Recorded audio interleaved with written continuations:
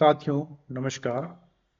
साथियों, हमारे YouTube channel light of law पर हमने पिछले वीडियोस में आपको अति ज्ञानवर्धक ऐसे केस लॉज बताए जिनसे आपका कानून ज्ञान और सतर्कता के बारे में आपको जानकारियां मिली है। साथियों, हम आज भी एक ऐसा संवेदनशील विषय लाए हैं जिससे आपको एक सतर्क होना पड़ेगा, सावधान होना पड़ेगा। साथियों, आज एक विश्वव्यापी व्यापार ई कॉमर्स के माध्यम से होता है। आज का विषय है ई कॉमर्स में छुपा आतंकवाद, साइबर टेररिस्ट का नया चेहरा। साथियों, आज के इस विषय में हम आपको बहुत ज्ञानवर्धक जानकारी देने वाले हैं। तो आइए साथियों, हम प्रारंभ करते हैं।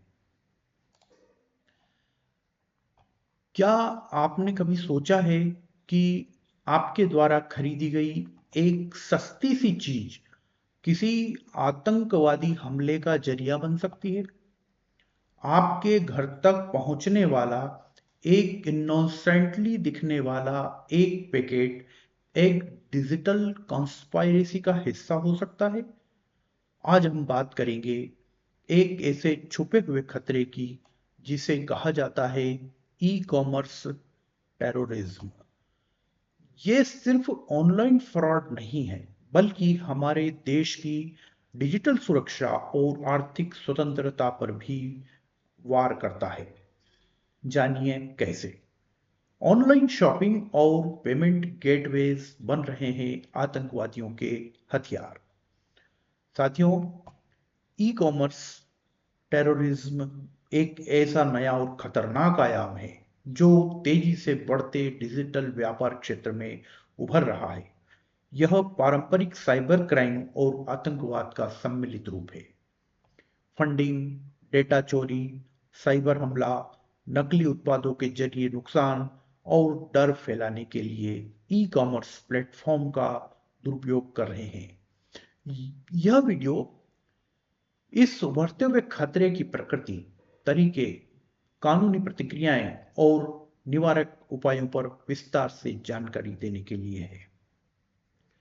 साथियों, ई कॉमर्स ने दुनिया को एक ग्लोबल डिजिटल बाजार में बदल दिया है, लेकिन इस सुविधा के साथ साथ कई खतरे भी आए हैं। ई कॉमर्स यानी इलेक्ट्रॉनिक कॉमर्स एक ऐसा डिजिटल माध्यम है जहां वस्तुओं और सेवाओं की खरीद बिक्री इंटरनेट के जरिए होती है। बिना किसी फिजिकल दुकान पर जाए ग्राहक अपने मोबाइल या कंप्यूटर से ऑनलाइन शॉपिंग, पेमेंट, बुकिंग और सेवाओं का लाभ लेते हैं। अमेजोन, फ्लिपकार्ट, मीशो जैसे प्लेटफॉर्म इसके उदाहरण हैं। इसमें बी टू बी यानी business to business, B to C business to customer और C to C customer to customer जैसी कई कैटेगरीज होती हैं। ई कॉमर्स ने व्यापार को ग्लोबल और 24/7 एक्सेसिबल बना दिया है, जिससे टाइम सेविंग, वैरायटी और कन्वीनियंस बढ़ी है। लेकिन इसके साथ साइबर सिक्योरिटी रिस्क भी जुड़े हैं। ग्लोबल डिजिटल बाजार एक ऐसा वर्चुअल मार्केट है जहां दुनिया भर के लोग इंटरनेट के जरिए सामान और सेवाएं खरीद बेच सकते हैं। यह सीमाओं से परे 24/7 खुला बाजार है जो कल्चर, करेंसीज और कंट्रीज को जोड़ता है, जिससे लोकल बिजनेस भी ग्लोबल कस्टमर तक पहुंच सकता है।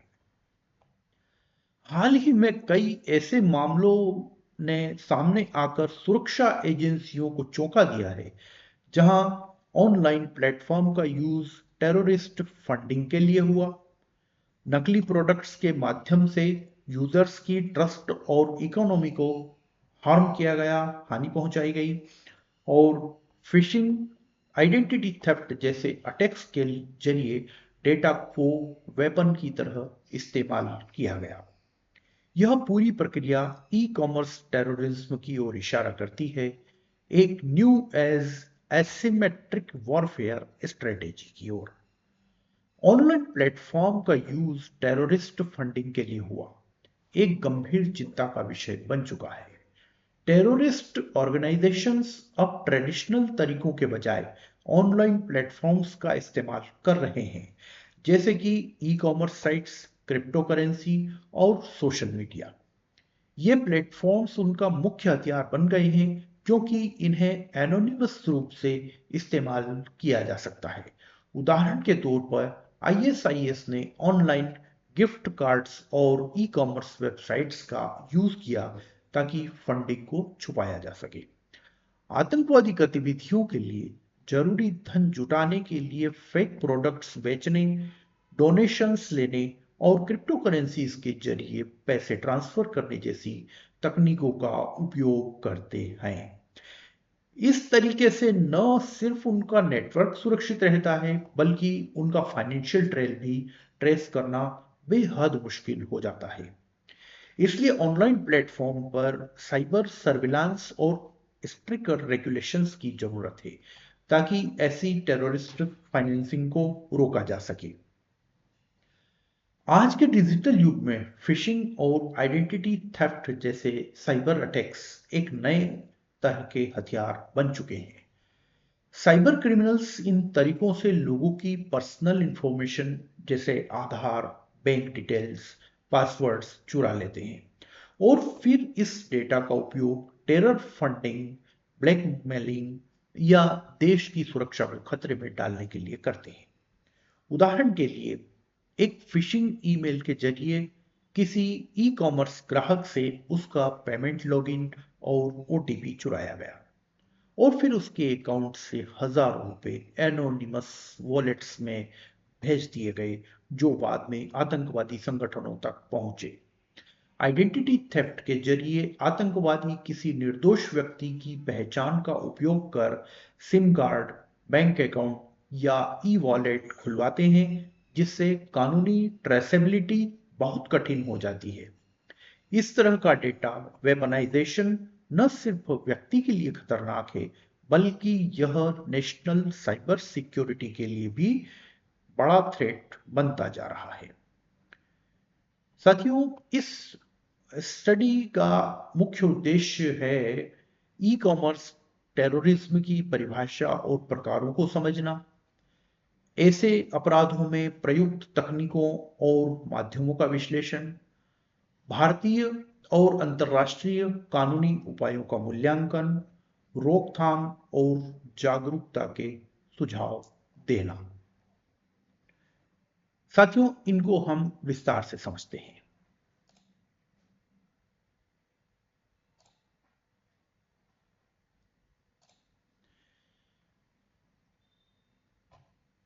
What is E commerce terrorism? E commerce आतंकवाद क्या है? जब ई कॉमर्स प्लेटफॉर्म्स का उपयोग आतंकवादी उद्देश्यों के लिए किया जाए, जैसे कि illegal funding, spreading propaganda, data theft for targeting, fake product circulation और क्रैशिंग सिस्टम्स, तो इसे हम ई कॉमर्स टेररिज्म कहते हैं। इसमें fake products, phishing, payment gateways, data breach, radicalisation ये आते हैं। Fake products, explosives disguised as customer goods, एक hidden safety risk. E commerce platform ने जहां सुविधा बढ़ाई है, वहीं फेक प्रोडक्ट्स का खतरा भी तेजी से बढ़ा है। नकली सामान अब सिर्फ पैसे की धोखाधड़ी नहीं, बल्कि लोगों की जान के लिए खतरा बन चुके हैं। सबसे गंभीर स्थिति तब होती है जब आतंकी संगठन एक्सप्लोजिव्स को आम रोजमर्रा की वस्तुओं जैसे मोबाइल, खिलौने, पावर बैंक, घड़ी या ब्यूटी प्रोडक्ट्स की शक्ल में डिस्गाइज कर भेजते हैं। 2022 में एक मामले में एक व्यक्ति ने एक ई कॉमर्स साइट से पावर बैंक मंगवाया। पार्सल खोलते ही विस्फोट हो गया और उसकी जान चली गई। जांच में पाया गया कि प्रोडक्ट नकली था और उसमें से एक छोटा IED, improvised explosive device, fit किया गया था। इस तरह के नकली प्रोडक्ट्स दोहरे खतरे पैदा करते हैं। एक तरफ उपभोक्ता की सुरक्षा को खतरा और दूसरी तरफ देश की आंतरिक सुरक्षा के लिए खतरा। टेररिस्ट नेटवर्क ऐसे प्रोडक्ट्स के जरिए टेस्टिंग, पैनिक फैलाने या स्पेसिफिक टारगेट्स को नुकसान पहुंचाने का काम करते हैं।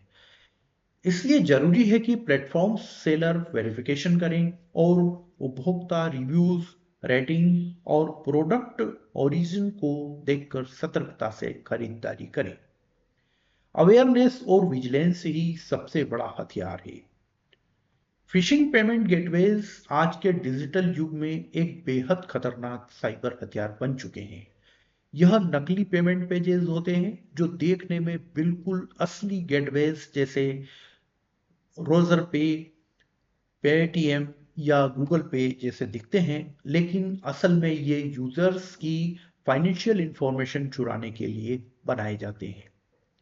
जब कोई यूजर इन फेक गेटवेज पर credit card, card details, OTP या यूपीआई पिन डालता है, तो वो जानकारी सीधे साइबर क्रिमिनल्स या आतंकवादी नेटवर्क्स के पास पहुंचती है। इससे न केवल व्यक्ति का पैसा चोरी होता है, बल्कि वो पैसा बाद में टेरर फंडिंग में भी इस्तेमाल किया जा सकता है। एक ग्राहक ने एक डिस्काउंट लिंक पर क्लिक करके हेडफोन खरीदा और फेक गेटवे पर पेमेंट किया। पैसे सीधे एक एनोनिमस अकाउंट में चले गए, जो बाद में क्रिप्टो करेंसी में कन्वर्ट कर एक आतंकी संगठन को भेजे गए। यह केवल फाइनेंशियल फ्रॉड नहीं, बल्कि नेशनल सिक्योरिटी का मुद्दा है। इसलिए यूजर्स को हमेशा ऑफिशियल वेबसाइट्स और वेरीफाइड पेमेंट मेथड्स का ही इस्तेमाल करना चाहिए। डाटा ब्रीच का मतलब होता है किसी ऑर्गेनाइजेशन या व्यक्ति के सेंसिटिव पर्सनल या बिजनेस डाटा का अनऑथोराइज्ड एक्सेस या लीकेज। यह एक बड़ा साइबर थ्रेट बन चुका है, जहां हैकर्स या आतंकवादी नेटवर्क्स निजी जानकारी जैसे Aadhaar number, bank details, biometrics, business secrets आदि चुरा लेते हैं और उन्हें अपने टारगेटेड मिशंस के लिए इस्तेमाल करते हैं। एक मामले में एक ई कॉमर्स कंपनी के डाटाबेस से लाखों ग्राहकों की पर्सनल डिटेल्स जैसे ईमेल, फोन नंबर और एड्रेसेस लीक हो गई। बाद में पाया गया कि इन डिटेल्स का उपयोग फिशिंग अटैक्स, ब्लैकमेलिंग और कुछ मामलों में आतंकवादी गतिविधियों के लिए किया गया।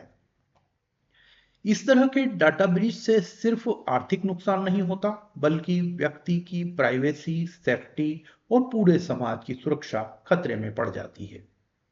टेररिस्ट इस डेटा का उपयोग प्रोफाइल ट्रैकिंग, बिहेवियरल टारगेटिंग और लोकेशन मैपिंग के लिए कर सकते हैं। इसलिए जरूरी है कि सभी कंपनियां डाटा एन्क्रिप्शन, मल्टीलेयर सिक्योरिटी और स्ट्रॉन्ग साइबर ऑडिट सिस्टम लागू करें, ताकि डेटा एक वेपन न बन सके। Radicalisation via e market, reviews and forums एक नया और खतरनाक तरीका बन चुका है, जिसके जरिए आतंकी संगठन, कट्टरपंथी समूह अपनी विचारधारा, आइडियोलॉजी को छुपे रूप में फैलाते हैं। आजकल कई ई कॉमर्स प्लेटफॉर्म्स पर कस्टमर रिव्यूज, सेलर कमेंट्स और प्रोडक्ट फोरम्स होते हैं, जहां लोग स्वतंत्र रूप से अपनी राय देते हैं। लेकिन कुछ संगठनों ने इस सुविधा का दुरुपयोग करते हुए इनमें कोडेड लैंग्वेज, धार्मिक भड़काव या प्रोपेगेंडा करते हैं। एक किताब की रिव्यू सेक्शन में कुछ लोगों ने ऐसे संदेश पोस्ट किए जो पहली नजर में धार्मिक बातें लगती थी, लेकिन असल में वो एक एक्सट्रीमिस्ट ग्रुप के लिए रिक्रूटमेंट मैसेजेस थे। इन्हें पढ़कर कई युवा प्रभावित हुए और कट्टर विचारधारा की ओर आकर्षित हुए। इस तरह के सबटेल डिजिटल टूल्स का उपयोग समाज में सोशल डिवीजन, मिसट्रस्ट और ऑनलाइन रेडिकलाइजेशन बढ़ाने के लिए किया जा रहा है। जरूरी है कि ई कॉमर्स प्लेटफॉर्म्स अपने रिव्यू और कमेंट सेक्शंस की एआई बेस्ड मॉडर्नाइजेशन से जांच करें, ताकि ये जगह विचारों की स्वतंत्रता के साथ साथ सुरक्षा और जिम्मेदारी भी निभा सकें।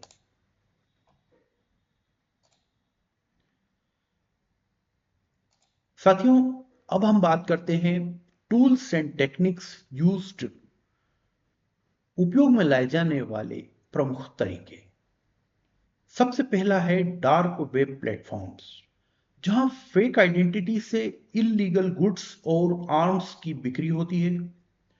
डार्क वेब प्लेटफॉर्म इंटरनेट का एक ऐसा छिपा हुआ हिस्सा है जहां आम सर्च इंजिन्स जैसे गूगल, बिंग आदि की पहुंच नहीं होती। यह टॉर जैसे एनोनिमस नेटवर्क्स के जरिए एक्सेस किया जाता है और यहाँ एक्टिविटीज पूरी तरह गोपनीय एनोनिमस रहती है। यही कारण है कि आतंकवादी, अपराधी और हैकर्स इसका इस्तेमाल इल्लीगल कामों जैसे हथियारों की खरीद फरोख्त, ड्रग्स, चाइल्ड एक्सप्लॉयटेशन और सबसे खतरनाक टेररिस्ट फंडिंग और साइबर अटैक्स के लिए करते हैं। एक मामले में आतंकवादियों ने डार्क वेब के जरिए क्रिप्टो करेंसी में पैसा ट्रांसफर किया और फेक ई कॉमर्स साइट से पेमेंट गेटवे बनाकर उसे लेजिटिमेट ट्रांजैक्शंस की तरह दिखाया। इससे उन्हें लाखों रुपए बिना ट्रेस हुए मिल गए। डार्क वेब पर ऐसे कई मार्केट प्लेसेस हैं जहां नकली पासपोर्ट, क्रेडिट कार्ड डिटेल्स और हैकिंग टूल्स बेचे जाते हैं।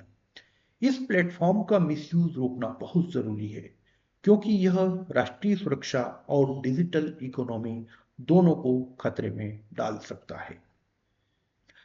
अगला है एनक्रिप्टेड मैसेजिंग इन ई कॉमर्स चैटबॉट, जहां आतंकवादी गुप्त संदेश भेज सकते हैं। एक एडवांस्ड कम्युनिकेशन तकनीक एनक्रिप्टेड मैसेजिंग इन ई कॉमर्स चैटबॉट है, जिसका उद्देश्य कस्टमर की प्राइवेसी को सुरक्षित रखना होता है, लेकिन इसी एन्क्रिप्शन का मिसयूज भी किया जा रहा है, खासकर टेररिस्ट कम्युनिकेशंस और इलीगल एक्टिविटीज के लिए। जब कोई chatbot end to end encrypted होता है तो उसके मैसेजेस को ना तो प्लेटफॉर्म पढ़ सकता है और ना ही कोई थर्ड पार्टी, जिससे आतंकवादी गुट इसका फायदा उठाते हैं। एक फर्जी ई कॉमर्स वेबसाइट पर एन्क्रिप्टेड चैटबॉट का उपयोग करके आतंकवादियों ने कोड वर्ड्स में बातचीत की, जैसे order number 786 for 5 kilogram powder, जो असल में एक्सप्लोजिव्स की डील थी। क्योंकि chatbot end to end encrypted था, सिक्योरिटी एजेंसीज को कम्युनिकेशन ट्रेस करना मुश्किल हुआ। हालांकि एन्क्रिप्शन ग्राहक की सुरक्षा के लिए जरूरी है, लेकिन अगर इस पर मॉनिटरिंग नहीं हुई तो यह एक डिजिटल ब्लिंड स्पॉट बन सकता है, जहां छिपकर आतंकवादी नेटवर्क ऑपरेट कर सकते हैं। रेगुलेटरी टेक और एआई सर्विलांस की जरूरत है। अगला है gift card laundering. Terrorist group को डोनेशन डिस्गाइज में भेजा जाता है। गिफ्ट कार्ड लॉन्ड्रिंग एक ऐसा नया तरीका है जिससे साइबर क्रिमिनल्स और टेररिस्ट ऑर्गेनाइजेशंस इलीगल पैसे को सफेद या क्लीन दिखाने के लिए इस्तेमाल कर रहे हैं। इसमें चोरी या गैरकानूनी ढंग से प्राप्त धनराशि को विभिन्न ब्रांड्स के डिजिटल गिफ्ट कार्ड्स में कन्वर्ट किया जाता है, जिससे ट्रांजैक्शंस का स्रोत ट्रेस करना मुश्किल हो जाता है। एक केस में आतंकवादी नेटवर्क ने क्रिप्टो करेंसी या कैश डोनेशंस को अमेज़न, आईट्यून्स या फ्लिपकार्ट जैसे प्लेटफॉर्म के गिफ्ट कार्ड्स में बदल दिया। फिर इन गिफ्ट कार्ड्स को ऑनलाइन या ब्लैक मार्केट में बेच दिया गया या खुद इस्तेमाल किया गया, जिससे फंड्स क्लीन लगने लगे और ट्रेसिंग लगभग नामुमकिन हो गई। गिफ्ट कार्ड्स लॉन्ड्रिंग इसलिए खतरनाक है क्योंकि ये दिखने में बिल्कुल लेजिटिमेट लगते हैं और बैंक्स या गवर्नमेंट्स को इसकी पहचान करना कठिन होता है। इसलिए ई कॉमर्स प्लेटफॉर्म्स और रेगुलेटरी बॉडीज को ट्रांजैक्शंस पैटर्न की एआई बेस्ड निगरानी करना आवश्यक हो गया है। अगला महत्वपूर्ण है फेक वेबसाइट्स एंड मार्केटप्लेसेस क्लोन्स, जहां यूजर्स के साथ फाइनेंशियल फ्रॉड कर फंडिंग जनरेट की जाती है। फेक वेबसाइट्स और मार्केट प्लेस क्लोन्स आज के डिजिटल युग में एक बहुत बड़ा साइबर थ्रेट बन चुके हैं। ये वेबसाइट्स दिखने में बिल्कुल असली अमेज़न, फ्लिपकार्ट या मिंत्रा जैसी लगती है, लेकिन इन्हें बनाया जाता है लोगों को धोखा देने और उनका डाटा चोरी करने के लिए। कई बार इन वेबसाइट्स का उपयोग टेररिस्ट फंडिंग, आइडेंटिटी थेफ्ट और मैलवेयर स्प्रेडिंग के लिए भी किया जाता है। एक मामले में एक क्लोन्ड ई कॉमर्स साइट ने भारी डिस्काउंट पर इलेक्ट्रॉनिक्स बेचना शुरू किया। लोगों ने विश्वास कर ऑर्डर किया, पेमेंट किया, लेकिन ना प्रोडक्ट आया और ना रिफंड मिला। बाद में पता चला कि वेबसाइट से यूजर्स के क्रेडिट कार्ड और आधार डिटेल्स चोरी कर ली गई थी, जिन्हें आगे ब्लैक मार्केट और टेरर ग्रुप्स को बेचा गया। इन फेक प्लेटफॉर्म्स के जरिए आतंकवादी नेटवर्क डिजिटल इकोनॉमी को कमजोर करने और आम नागरिकों को फाइनेंशियल डैमेज करने की साजिश करते हैं। इसलिए यूजर्स को सतर्क रहना और यूआरएल, रिव्यूज, पेमेंट मेथड्स की जांच करना चाहिए।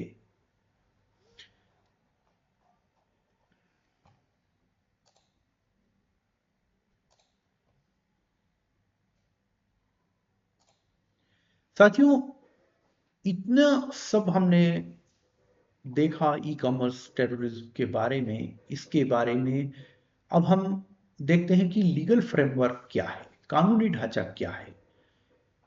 हम कानूनी प्रावधानों को विस्तार से जान लेते हैं।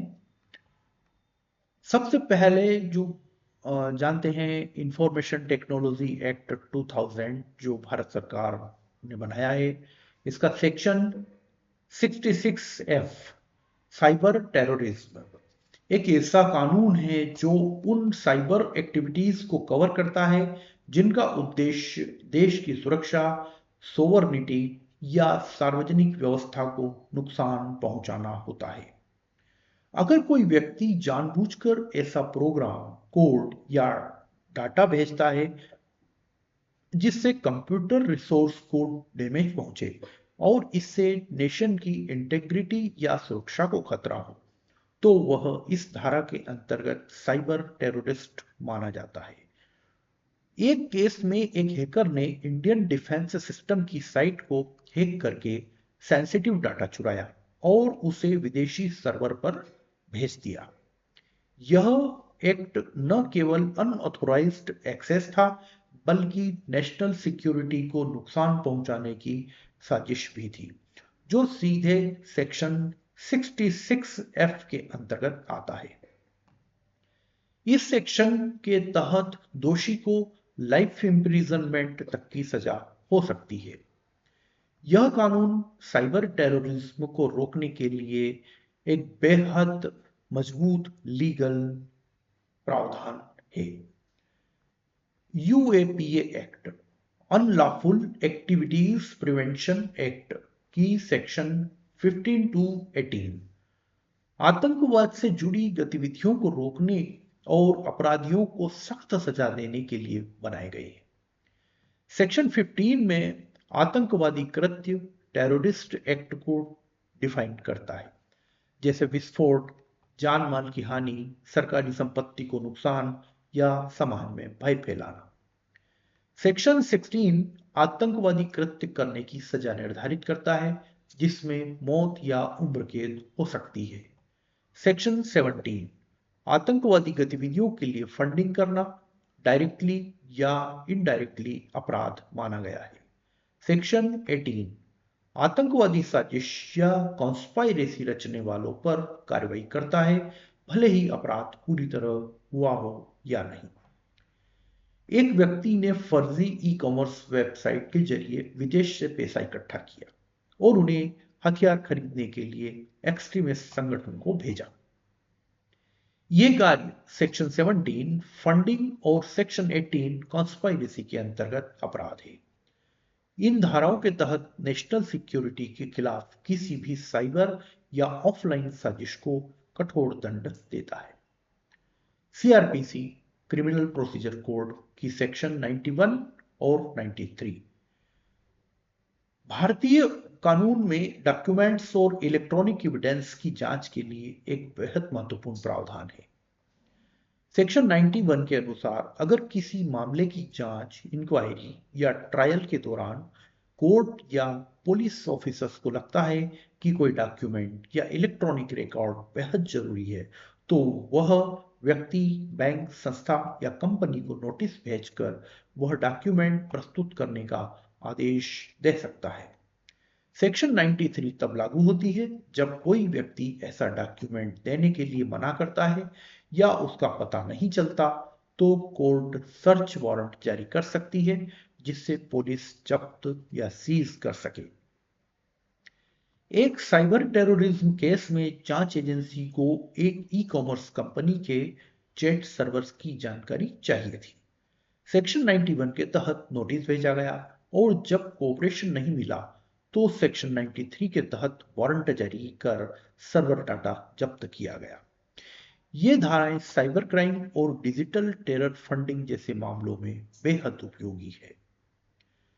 इस दिशा में कई अंतर्राष्ट्रीय पहल भी हुई हैं और इनमें सबसे महत्वपूर्ण है बुडापेस्ट कन्वेंशन और साइबर क्राइम। पहला अंतर्राष्ट्रीय ट्रीटी बुडापेस्ट कन्वेंशन और साइबर क्राइम जो इंटरनेट क्राइम्स को रोकने के लिए बना। यह देशों को cyber crime investigation, data sharing और लीगल कोऑपरेशन में मदद करता है।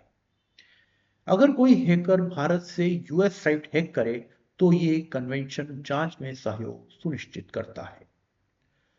दूसरा है यूएन काउंटर टेररिज्म स्ट्रेटेजी। संयुक्त राष्ट्र की एक वैश्विक योजना यूएन काउंटर टेररिज्म स्ट्रेटेजी जो आतंकवाद को रोकने और उसके कारणों को समझने और मेंबर देशों के बीच सहयोग बढ़ाने पर केंद्रित है।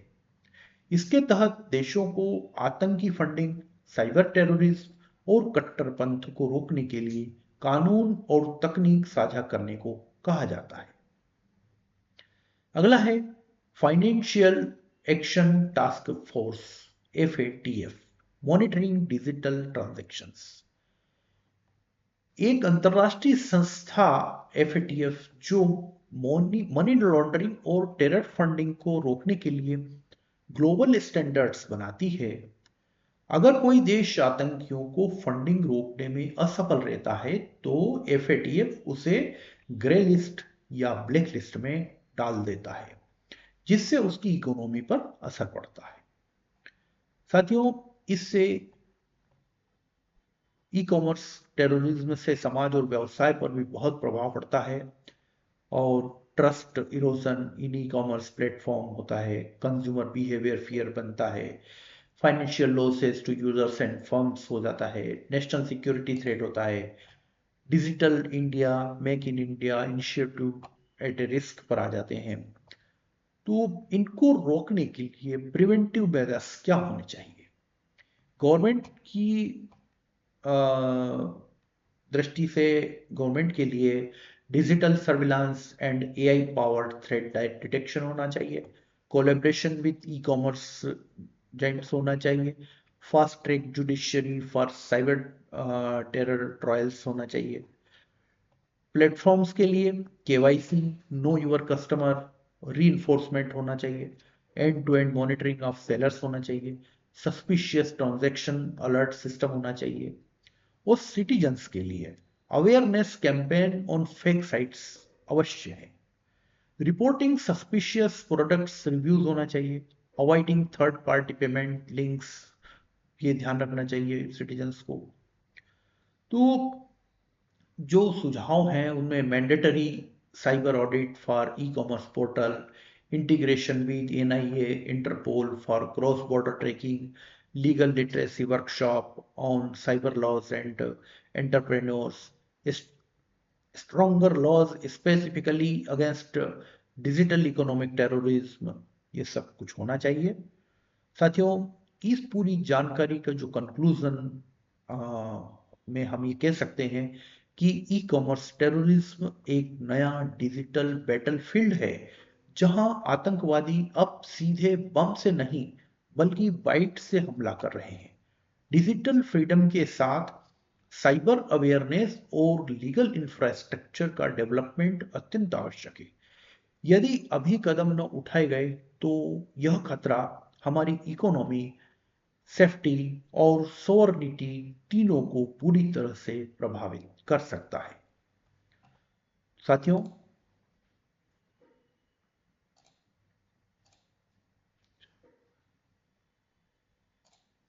आज का ये ज्ञान सिर्फ जानकारी नहीं है बल्कि चेतावनी है।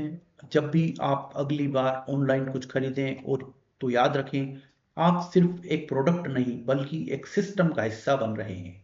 सतर्क रहिए, जागरूक बनिए, दूसरों को भी बताइए, क्योंकि आपकी सुरक्षा राष्ट्र की सुरक्षा है। साथियों, वीडियो अच्छा लगा हो तो लाइक करें, शेयर करें और सब्सक्राइब करें। हमारे light of law and legislature channel को आप मजबूत बनाएं, जहां हर कानून, हर डिजिटल खतरे को सरल भाषा में समझाया जाता है, क्योंकि ज्ञान ही रक्षा है। आज का वीडियो आपने बहुत ही तन्मयता और ध्यान से सुना, देखा। हम इसके लिए आभारी हैं, आपको धन्यवाद देते हैं। हमारे अगले वीडियो का इंतजार करिए। हम आपके लिए एक ऐसे ही संवेदनशील विषय पर अपना एक वीडियो लेकर आएंगे। धन्यवाद।